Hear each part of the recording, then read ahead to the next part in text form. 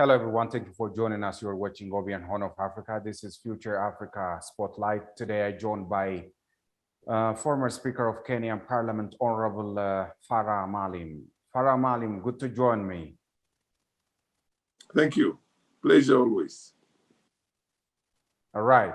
Okay, you're keenly observing and noting what's going on in Ethiopia very well, right? And you just follow what's going on in Ethiopia through the direction of Western medias and the aid agencies by, co-popping with that of the TPLF.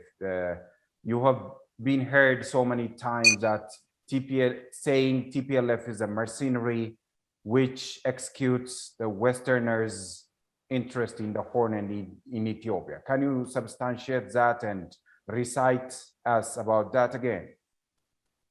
TPLF has been, for a very long time now, I think since they came to power, the darling of the West, and it's been used against African interests or Pan-African interests in the region. And basically, it was a fascist terrorist organization that brutalized the whole of Ethiopia and all the countries in the neighborhood: Eritrea, Somalia, South Sudan, which is the Sudan Republic. It brutalized literally everybody, and for a very long time, and was the blue-eyed boys of the West, to be more specific, the Americans themselves. They were never held to any democratic freedom. They rigged the elections. They killed what you call the masses. They terrorized the Ethiopians and were able to rig themselves with 90%, over 90% support in the elections, and not on human rights, not on democratic ideals, not on good economic governance, not on anything. But the West still continued to give them all the money they needed. They gave them the grants because they were doing the dirty job for them. Particularly in Somalia, they did all the dirty job for them in Somalia. Ken went into Somalia, occupied Somalia, and made sure that waged the war on Eritrea, and basically, behaved like they were not accountable to anybody or anything for that matter. They could do what they want. So the moment they were taken off the scene through a process which was very democratic through the EPRDF, they wanted to reclaim their old glory so that they could continue brutalizing the Ethiopian people and the others in the neighborhood too. And all the West was able to do is to talk about human rights violations when they did not have any evidence or even the facts on the ground stated otherwise, or the facts stated not the magnitude that the West tried to create. So aid organizations were sent in there. Information has it that American satellites are basically guiding the TPLF fighters on where to go in, where there are gaps, so that they can keep on making forays into Amara region and into Afar region. And then that basically, and they used also, they embedded the media houses. And American Western media houses are known to very quickly rally into their own government's narratives of any conflict that's there.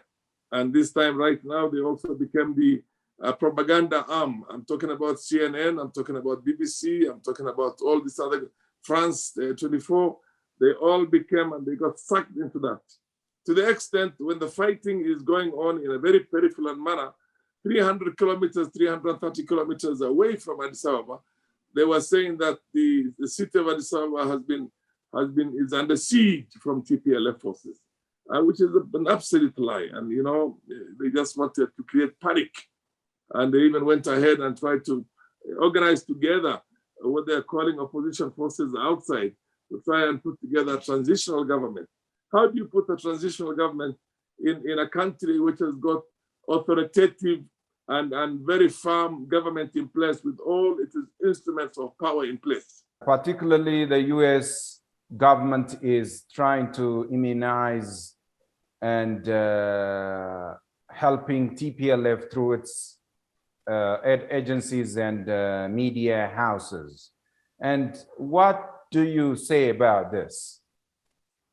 Well, I think the Ethiopians should have their own. You do have your humanitarian arm, which is a government body, which was used when there was a conflict in the Somali state, and they were the ones who were making sure that urgent provocateurs or elements from the military rebels do not find their way into that distribution of the food. And as you know, many governments in the past practiced that, and aid agencies were never allowed into the Somali region when this fighting was going on. ONLF was waging a war of independence against the Ethiopian center. They were never allowed. I mean, it's only the government that was through its agency that was distributing food in there. Now they want to force the Ethiopian center, the government of Dr. Abiy, Prime Minister Abiy, to allow these UN guys and UN staff. For your information, majority of those UN staff are people who work for the CIA, people who work for their own intelligence, and people who also give this misinformation. And their information has it that they're also hiding weapons and smuggling weapons into the TPLF forces there, and TPLF fighting men and women. And basically, when TPLF is on the offensive, they just play lip service on ceasefire, lip service, and they don't talk about sanctions, they don't do anything. The moment the TPLF loses, after carrying out some serious human rights violations in Amara region or in Afar region, is when they talk about starvation in Tigray, humanitarian, what do you call intervention, ceasefire, human rights violations by the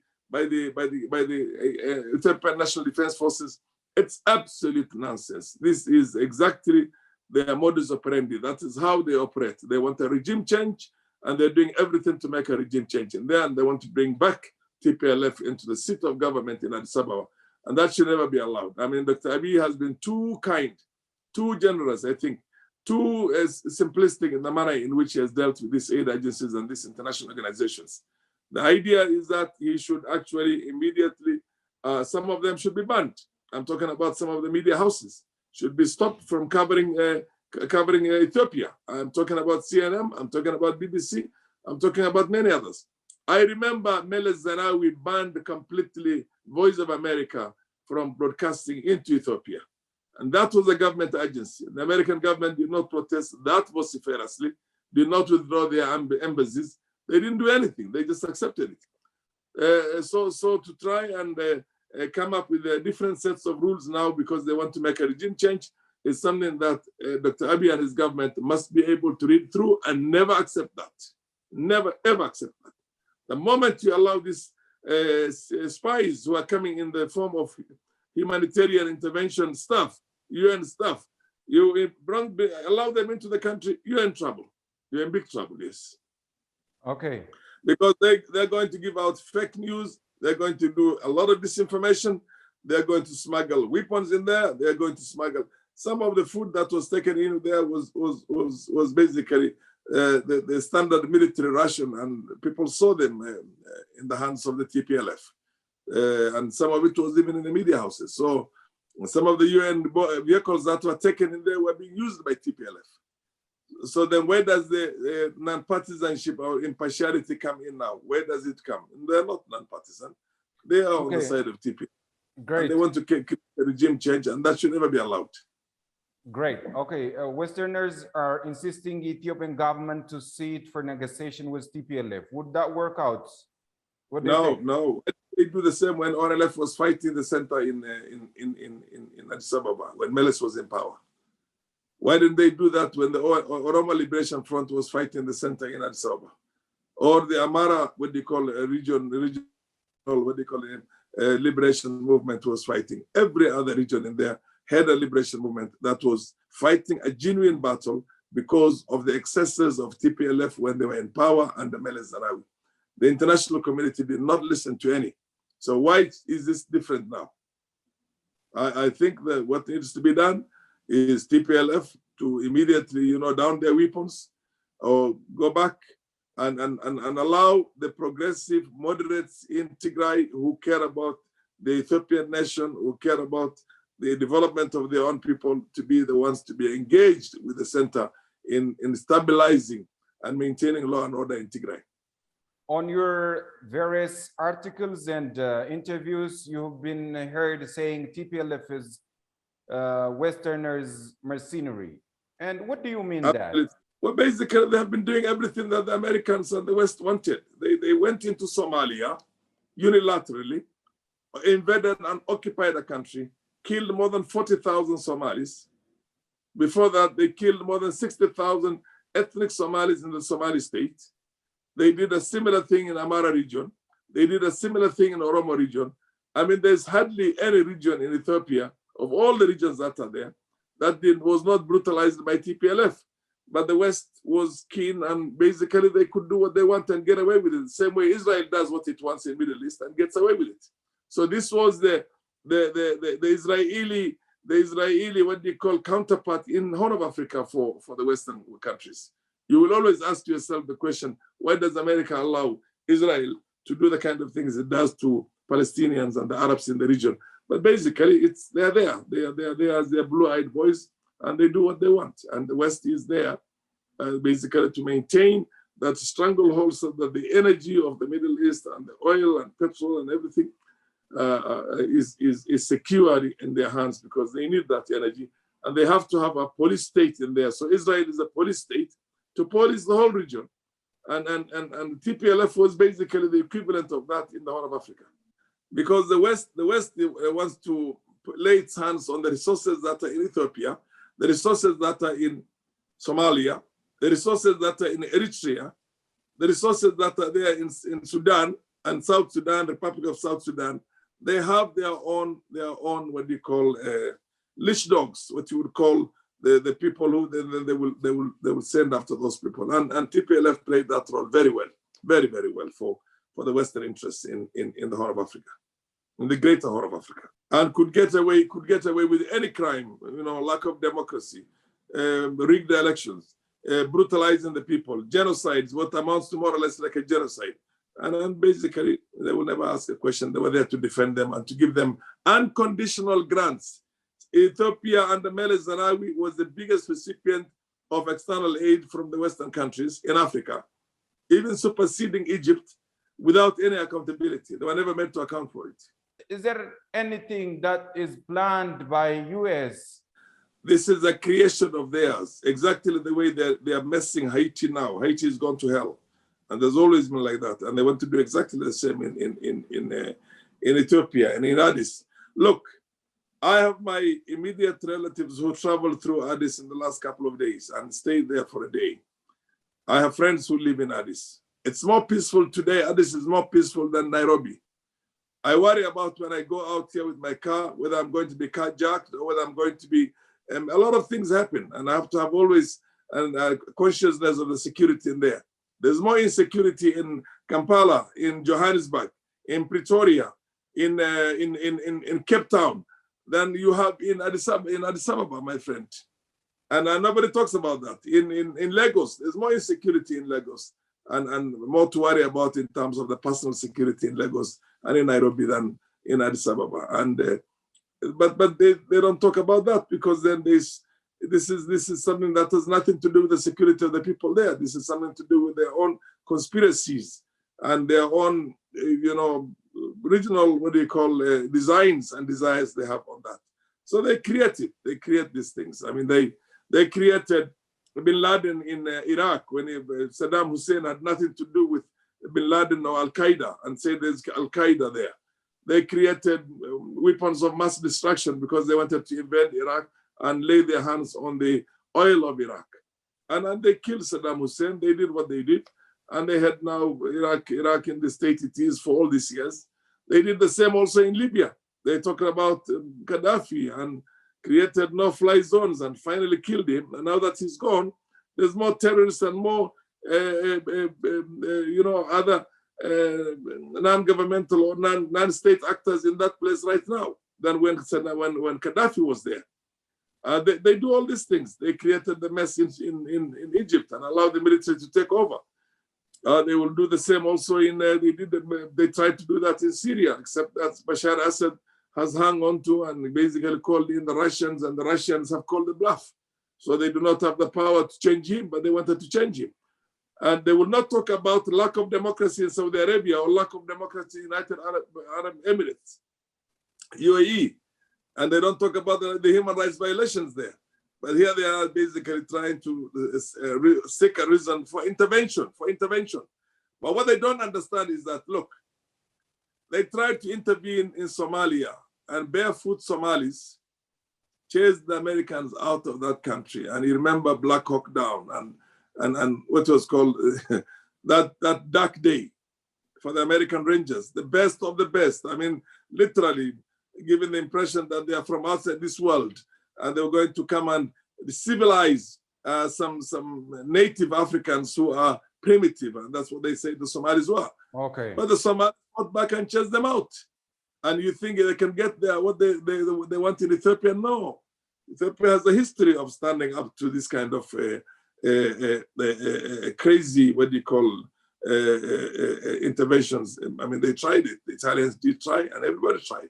And they never went far with it. Today, there is a bigger resolution, a more focused, united, integrated resolution in the whole of Africa. Every Somali, every Eritrean, every Djiboutian, free-thinking African in the region, in Kenya, in all these countries, is supporting Dr. Abiy's government and wants to have a genuine African solution to African problems. Not the kind of stuff that people are trying to promote in all our continent. They can make them failed states and then come and collect. You can take away, look at Congo, DRC. DRC is a failed state. And now is when they are able to take all those resources. They are moving the coltan, the diamond, the gold, and name it, the timber out of DRC, and it's hundreds of billions of dollars. And the poor, what do you call, citizens of DRC and children in DRC do not go to school, and they are suffering there in Stone Age situation. Some countries are insisting their diplomats to leave well, I know Zambia very quickly. Among others, Zambia and Sudan did the same thing. Is that expected from African nation to accept such order from the US and other European Union, or it's better to help Ethiopia in resisting the imperialists' neo-colonialism attempt, which is aimed at destabilizing Ethiopia? Look, we still have the slavery syndrome in us, the colonial syndrome in the Black people. They still have the field slaves and what you call the house slaves. The house slaves who used to serve the masters and eat the crumbs from the masters, what they call table, and be there in the kitchen.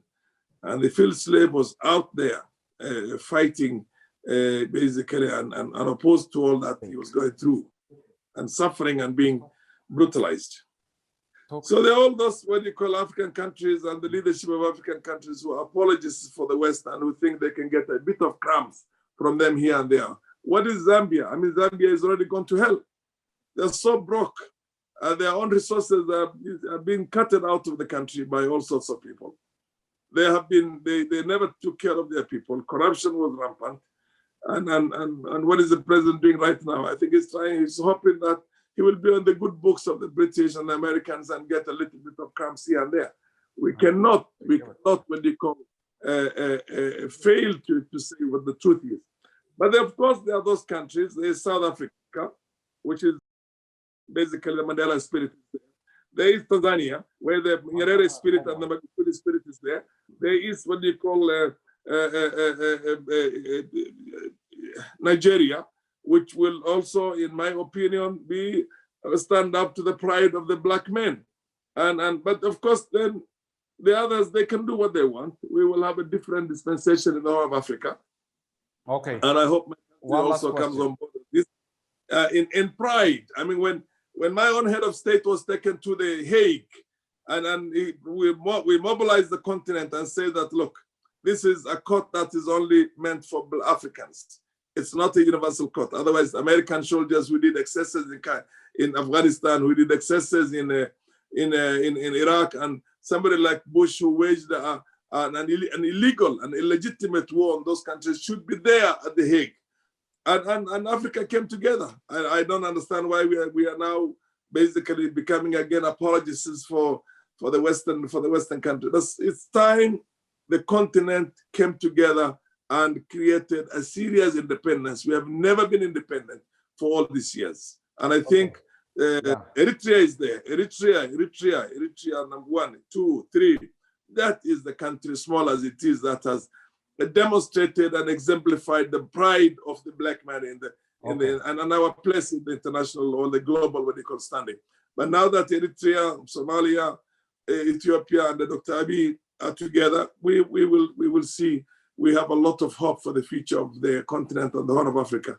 As for the military rulers in Sudan, it's unfortunate. I was hoping that they would be different, but now I can see that they are just, another Sisi of Egypt. It's another person who's planted there by the West, and I think this coup has their blessings. I was under the impression before that he has come in to protect the sovereignty of the state.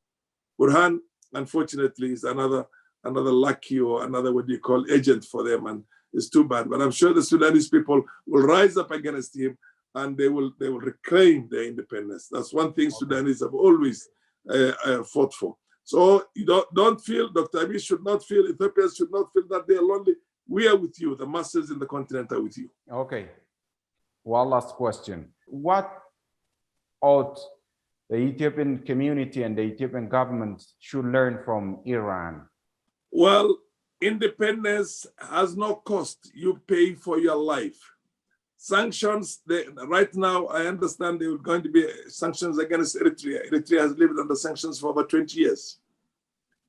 The international court, they went to the international court, they got the judgment against Meles Zenawi and against what they call the TPLF those days. The international community could not even, support them. They were there on the other side, on the wrong side, because they were on the wrong side from the beginning. And Eritrea is still a good country. I mean, they're living well. They're living well, undoubtedly. So even if you go under sanctions, you will develop your own industries. You will develop your own agriculture. You will become independent and self-sufficient. And as long as the continent itself can come together, you trade with the continent. You don't have to trade with America. You don't have to use the dollar as basically the convertible currency for all of Africa. We have to redo these things. I mean, a lot has to change. And you can even go for the Chinese yuan as a convertible currency until Africa is able to create its own as Gaddafi one time had intimated. But the point I'm trying to tell you is that let Ethiopia stand firm, let the countries in the region of Somalia stand firm. My own Kenya will certainly follow suit and come in also into the fold. I know the pressures are very big from the Western capitals on us too, but you see, you cannot dismiss the aspirations of 120 million people because of a clique of fascist terrorists called TPLF. Thank you. Okay, former Speaker of Kenyan Parliament, Honorable Farah Maalim, thank you for your insights. Have a good one. You're welcome. Thank you. Dear viewers, this brings you the end of our edition for today. See you next time with another edition. Bye-bye. Have a good one.